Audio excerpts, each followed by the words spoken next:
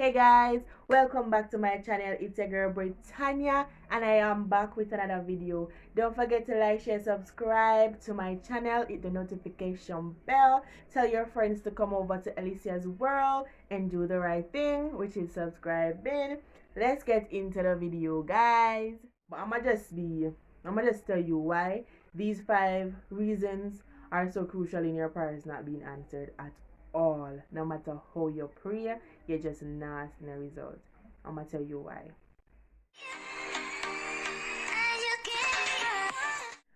Alright, so for reason 1, which is lack of faith, Hebrews 11 verse 1 explains to you, it tells you what faith is. It is a substance of evidence not seen, right?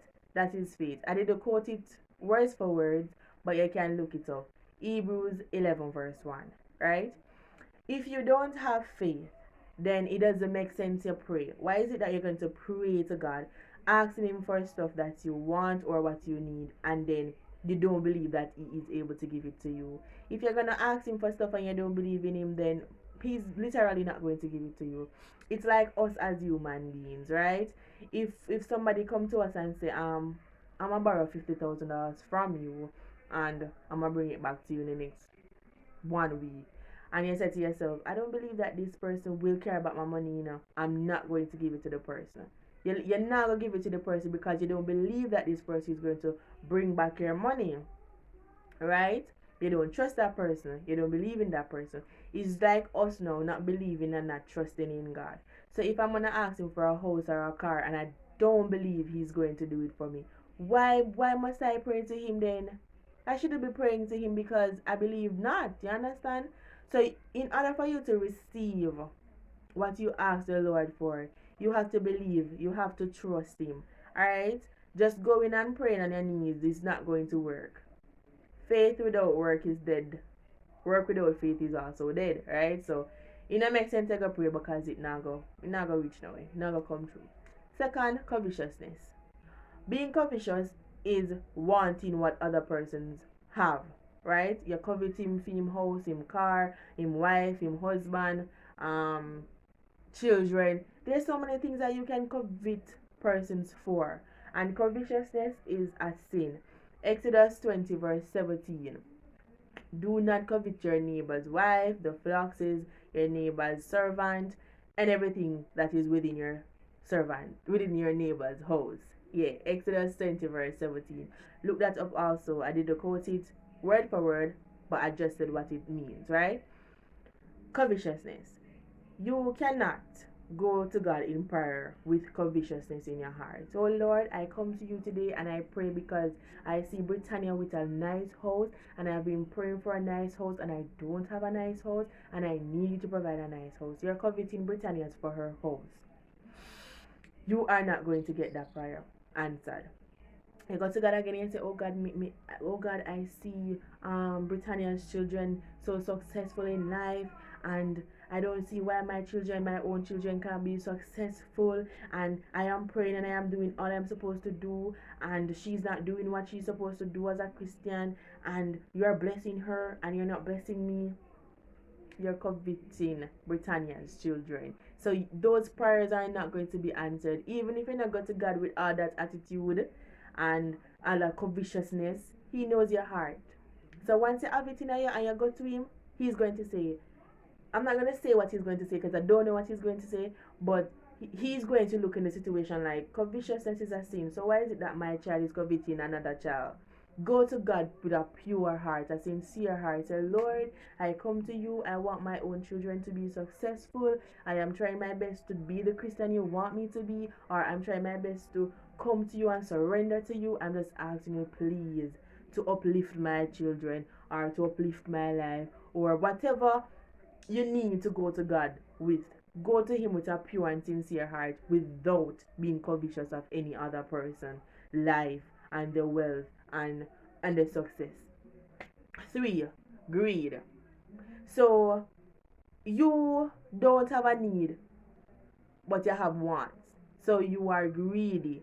The Bible speaks about greedy soul. It says in Luke 12 verse 15. I have to read this one. I don't know it out of my head. But it says, And he said to them, which is Jesus, you have to read the complete passage to know that it's Jesus I'm talking about. And he said to them, take heed and beware of covetousness, greed, for one's life does not consist in the abundance of things he possesses. So, your life, the things that you have in life, does not dictate your future. Like, I can be rich today, I'm a poor tomorrow. So the position that you have in life, it doesn't say, okay, I am rich, I am going to heaven. Okay, I am rich, so I am above these people.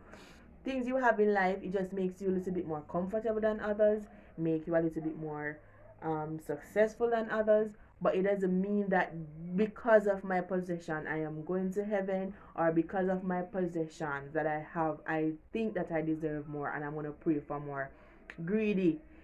There's a part in the Bible that talks about greedy people. What you have is going to be taken away from you and give to somebody else because of being greedy, right? I don't have that scripture ready, so I can't really share it with you now, but it is there.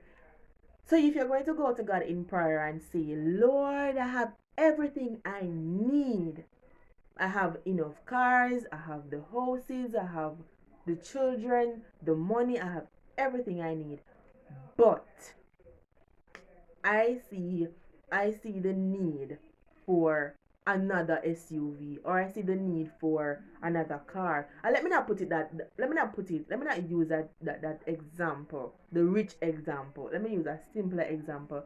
Lord, I am comfortable the way I am. I have a house, I have a one car, and I am working, right? But Lord, I need I need at least two more cars, because I want when I'm going to church every other Sabbath I can drive a car every other Sabbath. You have people like that, right? You are being greedy, right? You already have your car, you already have your house. You're being greedy. You're doing this thing because you want to show people that I am better off, or I have more than you, or for what reason I don't know. But if you go to God with a greedy heart, he's literally not going to supply, right? Him literally not gonna supply, because one, you want to show off on poorer people. Two, you're greedy because you already have. So the Lord going to say to himself, I don't know what he's going to say, but maybe, why the little girl here, or why the little boy is so greedy? I mean, I supply him with all he needs. He's living much better than my other children. Yet still him still a come I say him want more than what him already have. Nothing is wrong with being ambitious, right? But being ambitious and being selfish with the ambition, then you are literally sinning. Yeah, because you're not helping your brothers and sisters. Rather, you're showing off, you're being selfish with your wealth, and so forth. The Lord doesn't want that from us. So that's a three reason: lack of faith, covetousness, and greedy. Being greedy. Them something they go to God with, them something they not prayer people, you literally now get no answer. You have to be meek, sincere, and go to God and tell him what you need. Alright, then we'll go to the other one. Ask for what you need. Yeah. That's it. And Philippians 4, verse 19, it talks about your needs. It says, God will supply all your needs according to his riches in glory. Yeah. Mm-hmm. Philippians 4, verse 19.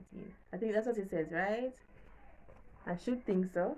I'm quoting another, or I'm quoting, or I am quoting another scripture, guys.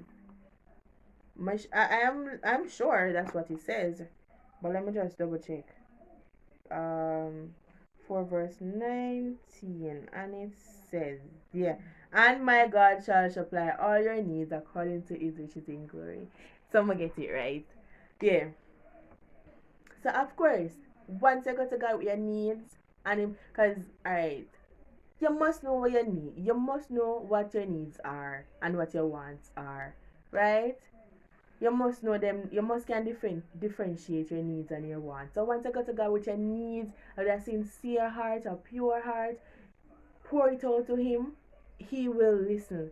He will hear your prayer, and he will answer your prayer, right? But in doing so, you still can be praying for your needs, and God still don't answer your needs at hand. Like, you can be praying for your needs, and you need these things, but you have some need that is greater than needs.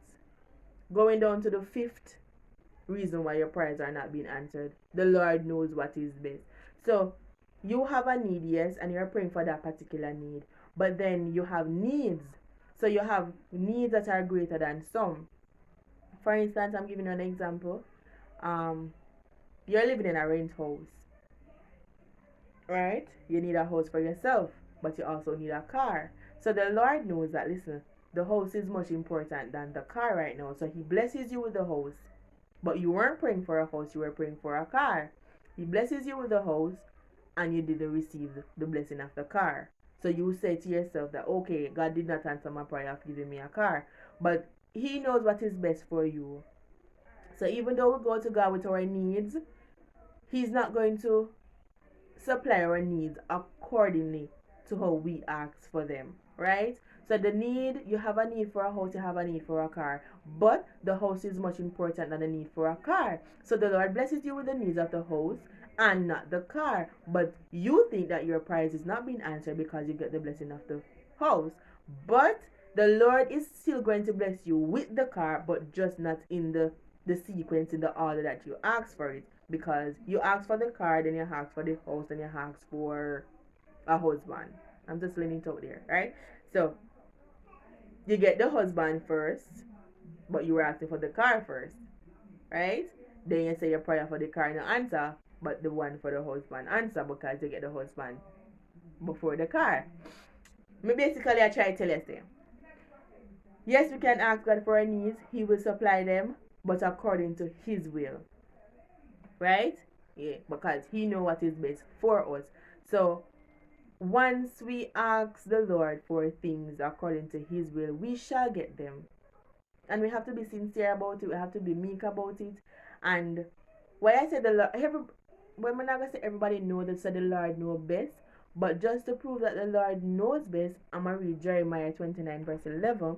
I know that one too, but I can't quote it because the plans I have for you is far way better than the plans you have for yourself. That is what Jeremiah 29 verse 11 is saying, but I'm going to read it. For I know the thoughts that I think towards you, say the Lord, thoughts of peace and not of evil, to give you a future and a hope. So the Lord knows everything that is best for us. So in order for us to be successful, in order for us to be the best of ourselves, we have to go to Him in prayer and supplication and ask Him to step in our life and make it possible. And no matter what you do, people, if God is not in the midst of it, it's not going to be successful. No matter how you think, alright, I never pray to God about this and it'll happen. It's just for a matter of time because the devil knows when. He knows exactly what to use to tempt you. He knows exactly what to do. But anything you do and you need true success, it has to come from the Lord. So pray, be meek about it, be sincere about it, surrender your all to Him. Let Him step in your life. Open the door so that the Lord can come in to your life. Whenever you're praying, create in me a clean heart, renew a right spirit within me. Cast me not away from thy presence, O Lord, but restore unto me the joy of salvation and renew the right spirit within me. So when you pray to God, you're asking for renew the right spirit so you can receive the blessing, you can hear from Him when He talk back to you, and you guys have a communication. Having a communication with God is very important to our everyday living. Reason for praying is to get closer to God, to understand Him more, to know the difference between His voice and the voice of the enemy. Praying is just so important in living. Guys, reason for praying is to have a closer walk with Jesus. You understand? So believe in yourself, believe in a God, trust Him, obey Him, and He will deliver you. Wait upon the Lord, be of good courage, and He shall strengthen your heart. Wait, I say, upon the Lord. Thank you for watching my video. I love you guys. Bye.